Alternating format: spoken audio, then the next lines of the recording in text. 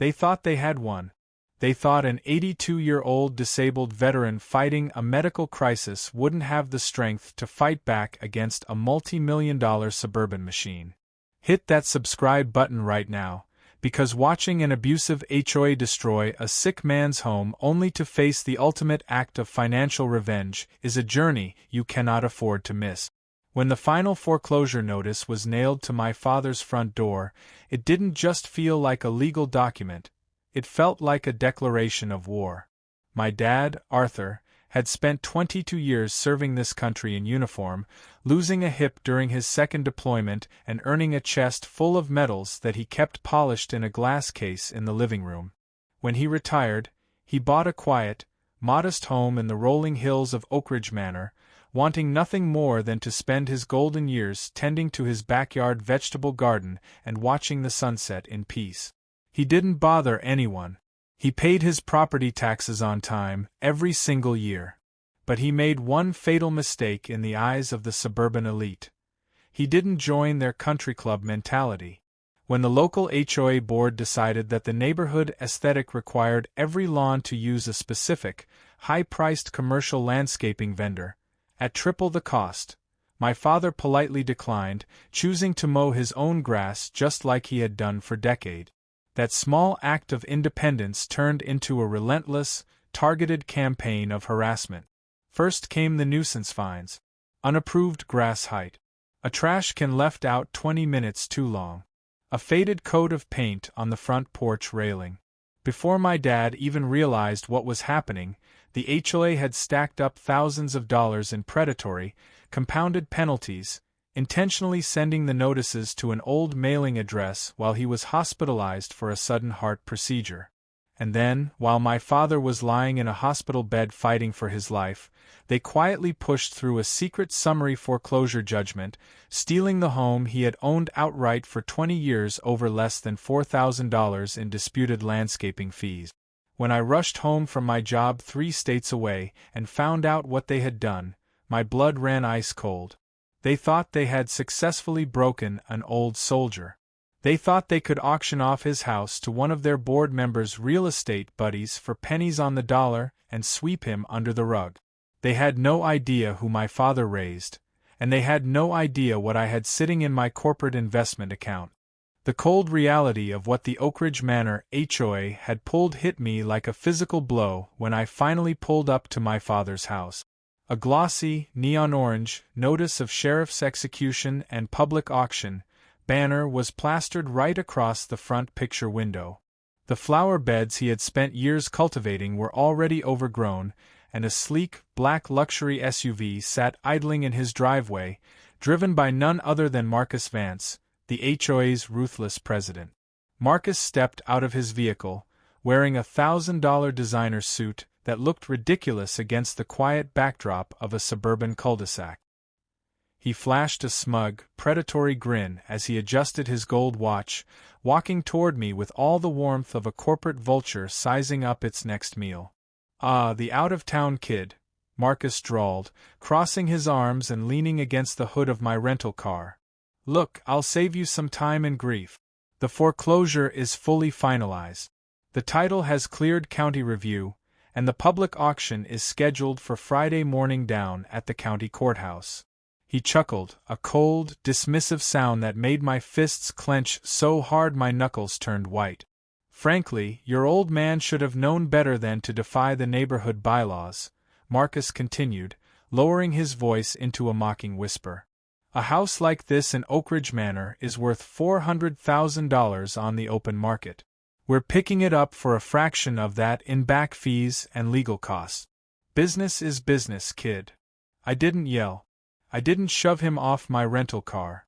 I just looked him dead in the eye, keeping my expression as flat and emotionless as a sheet of plate glass. "You're right, Marcus," I said softly, my voice carrying an eerie, unnatural calm. "Business is business." Marcus blinked, clearly thrown off by my lack of explosive anger. He had expected tears, shouting, begging for an extension, anything to feed his inflated ego.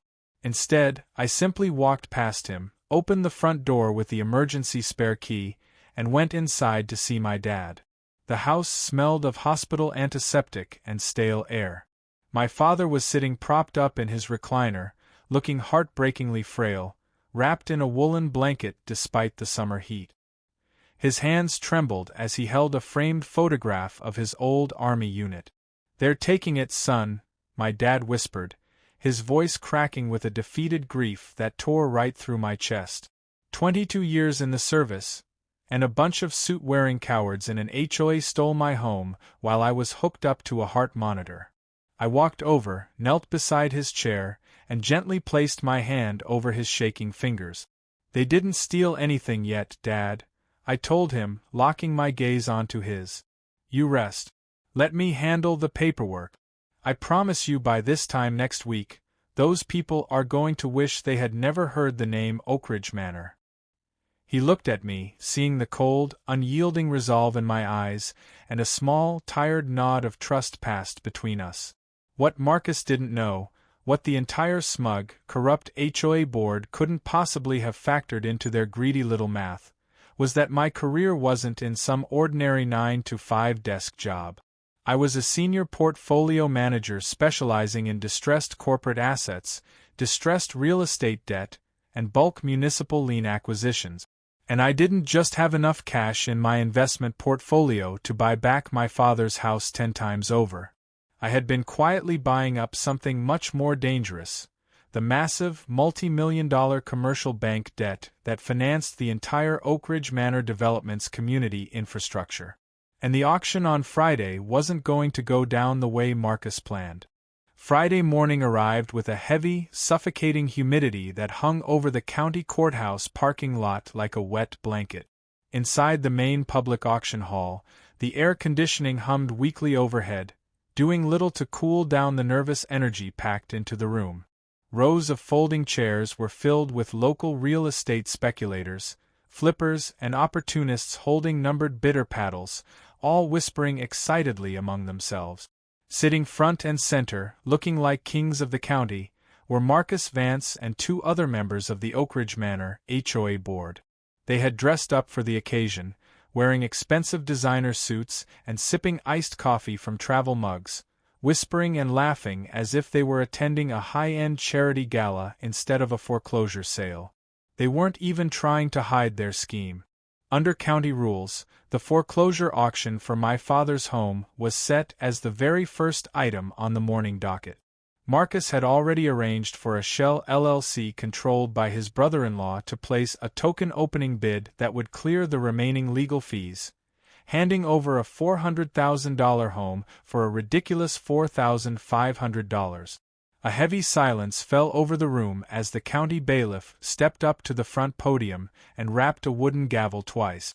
"Good morning, everyone. We will now commence the scheduled public trustee and municipal tax lien auctions," the bailiff announced, his voice echoing off the concrete walls. "First item on the docket. Parcel 12B, residential property located at 414 Oakridge Lane." Marcus sat up a little straighter in his chair, flashing a wide, triumphant grin and casually raising his numbered paddle before the bailiff had even finished reading the legal description. "Opening bid for the association," Marcus called out smoothly, not even bothering to wait for competing offers, knowing full well he had rigged the room. $4,500 cash. The bailiff looked around the room, scanning the crowd of speculators who had wisely stayed silent, knowing better than to step on the toes of the powerful HOA president. $4,500 going once. The bailiff droned, raising his clipboard. "Going twice." $50,000, I said, my voice cutting cleanly through the quiet room like a razor blade. Every head in the auction hall whipped around instantly. Marcus choked on his iced coffee, coughing sharply as he spun around in his seat to stare at the back row. When he saw it was me standing there in my canvas field jacket, his initial shock melted back into an arrogant, patronizing smirk. He turned back to the podium and lazily raised his paddle again. 75,000, Marcus countered, throwing the number out casually, treating it like pocket change. 200,000, I replied instantly, not even blinking. A sharp murmur rippled through the gallery of speculators. Marcus's smirk faltered just a fraction. He frowned, leaning over to whisper something frantically to the board member sitting next to him, before raising his paddle high. 220,000.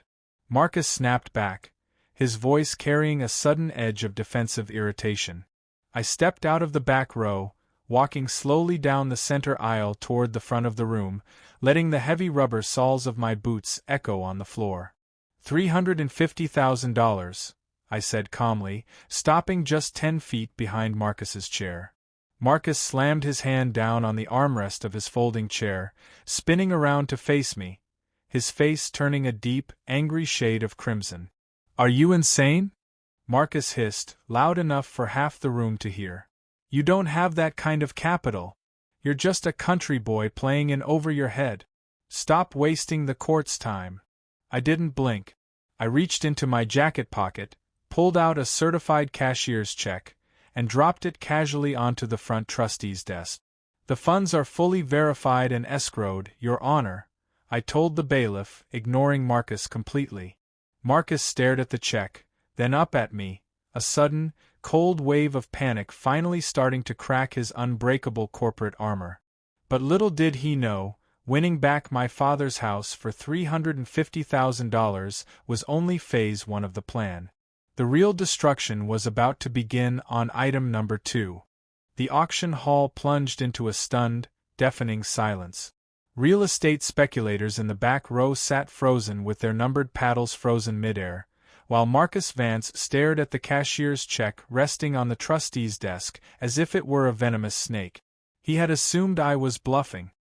He had assumed that an aging veteran's family would eventually break, pack their bags, and walk away in quiet defeat just like everyone else who had ever crossed his neighborhood regime. Instead, I had just slammed $350,000 in verified, liquid capital onto the table, completely shattering his illegal foreclosure scheme in broad daylight. The bailiff checked the routing numbers, stamped the title transfer documents with a sharp, echoing thud, and looked up over his reading glasses. Parcel 12B sold in full to Arthur Miller Estate, represented by counsel, the bailiff announced. The deed is restored immediately. A collective gasp rippled through the crowd. Behind Marcus, the 2 other HOA board members turned white, frantically whispering into each other's ears, realizing that their carefully constructed real estate flip had just gone up in smoke. Marcus stood up slowly from his folding chair, his expensive designer suit jacket pulling tight across his chest. He forced a hard, venomous smile onto his face, leaning in close as he walked past me toward the exit. "Enjoy your little moral victory, kid," Marcus hissed, his voice dripping with spite. "You just blew your life savings on a rotting house in a declining market. But don't worry. The monthly HOA maintenance fees, special assessments, and mandatory architectural fines start piling up again on Monday morning. We'll just foreclose on you again by Christmas." He chuckled darkly, adjusting his gold watch, fully believing he still held all the cards. He thought the HOA bylaws were an impenetrable fortress that allowed him to bleed any homeowner dry whenever he pleased. He didn't realize that I hadn't just come to court to buy back my father's house. I waited calmly as Marcus and his cronies grabbed their coffees and marched back to the front row, settling back into their seats for the final item on the morning's public docket. They were still smiling, laughing among themselves, completely unaware of the absolute nightmare about to unfold.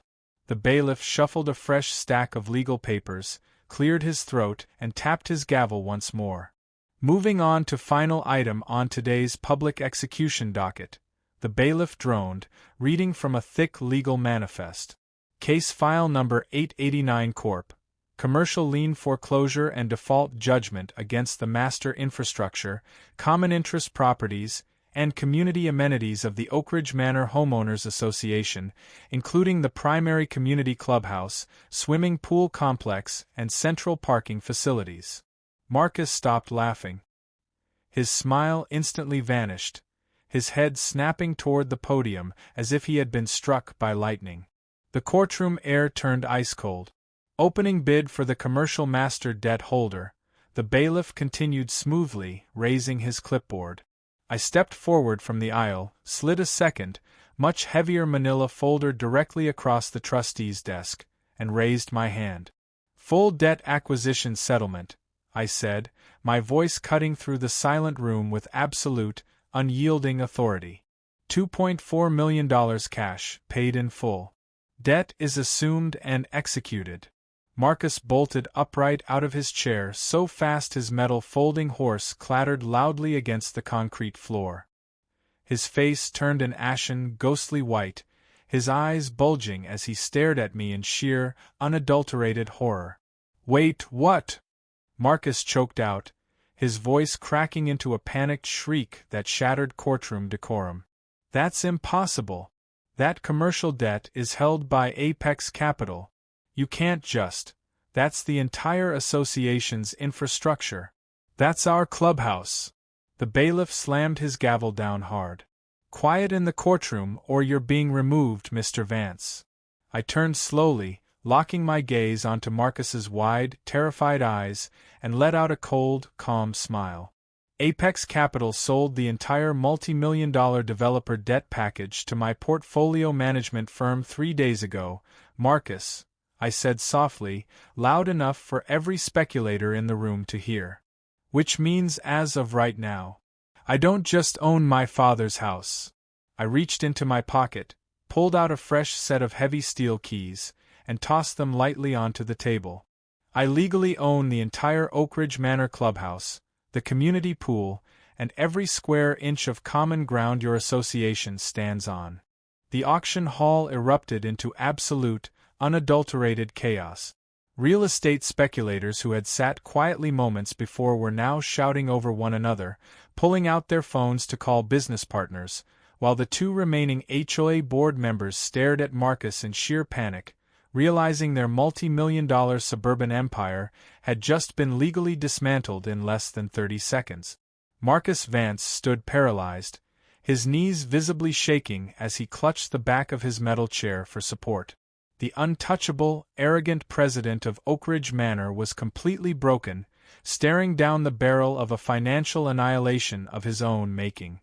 You can't do this," Marcus stammered, his voice cracking into a desperate, pathetic whimper. "The clubhouse belongs to the residents. The pool is communal property. We have rights under state housing codes." Judge Thomas, who had stepped into the room just in time to oversee the final execution, leaned against the doorway, a slow, incredibly satisfied smile spreading across his face. "Mr. Vance," the judge called out, his voice cutting cleanly through the uproar. "You spent 3 years weaponizing municipal housing codes and predatory foreclosure liens to evict elderly veterans and working families who didn't bow down to your little committee. You used the exact same legal framework to steal homes for pennies on the dollar." Judge Thomas pointed a finger directly at Marcus. "Mr. Miller simply bought your corporate debt on the open market and foreclosed on your common interest assets using the exact same legal statute. Iron cuts iron, Mr. Vance. Welcome to the free market." By Saturday morning, the entire dynamic of Oakridge Manor had completely flipped upside down. I didn't evict the families living in the neighborhood. They were innocent homeowners who had been terrorized by Marcus and his corrupt board just as much as my father had. Instead, my first official act as the legal owner of the Oakridge Manor Community Clubhouse and Pool Complex was to post a massive, brightly painted banner right across the front entrance. HOA board dissolve. All predatory fines cancelled. Community property open to all residents free of charge. The local news crews showed up by noon, broadcasting the downfall of the corrupt HOA across the entire state. Within 48 hours, an emergency neighborhood recall vote was held, and Marcus Vance was unanimously stripped of his title, voted out in disgrace, and left facing an avalanche of internal investigations into how he had mismanaged the association's reserve funds. As for my father? He wasn't sitting in a hospital-lit room worrying about his home anymore. By Sunday afternoon, I wheeled him out onto his back porch. The sun was dipping low behind the rolling hills, casting a warm, golden glow across his flourishing vegetable garden. He took a slow sip of coffee, looked over at the newly liberated community clubhouse just down the street, and let out a deep, relaxed laugh that I hadn't heard in years. "You know, son," my dad smiled, resting his hand comfortably on his knee, "back in the service, they taught us never to leave a man behind." He looked over at me with a proud, glittering twinkle in his eyes. "Looks like you brought that rule straight home,"